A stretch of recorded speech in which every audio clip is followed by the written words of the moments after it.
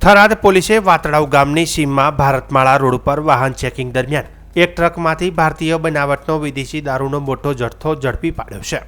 આ કાર્યવાહીમાં કુલ 64,43,059નો મુદ્દામાલ જપ્ત કરવામાં આવ્યો છે અને 2 આરોપીઓની ધરપકડ કરવામાં આવી છે.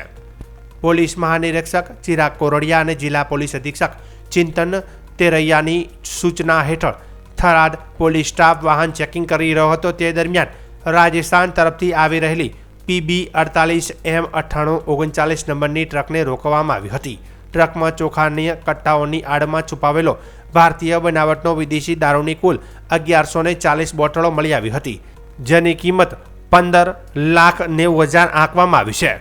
દારૂના જથ્થા ઉપરાંત ટ્રકમાં ભરેલા 835 ચોખાના કટ્ટા, જેની કિંમત ₹33,40,000 તથા ટ્રક ગાડી કિંમત ₹15 લાખ કિંમતની ટ્રક જપ્ત કરવામાં આવી છે. પોલીસે ટ્રકના ચાલક અને ખલાસી સહિત 2 આરોપીઓની ધરપકડ કરી છે. પકડાયેલા આરોપીઓમાં પંજાબના તરણતારણ જિલ્લાના મુંડાપિંડ ગામનો સિમરનદીપસિંહ હરજેન્દરસિંહ ઉંમર 24 ડ્રાઇવિંગ અને અમૃતસર જિલ્લાના મહતા ગામનો જસપિંદરસિંહ લખવિંદરસિંહ ઉંમર વર્ષ 40 ખેતીનો સમાવેશ થાય છે.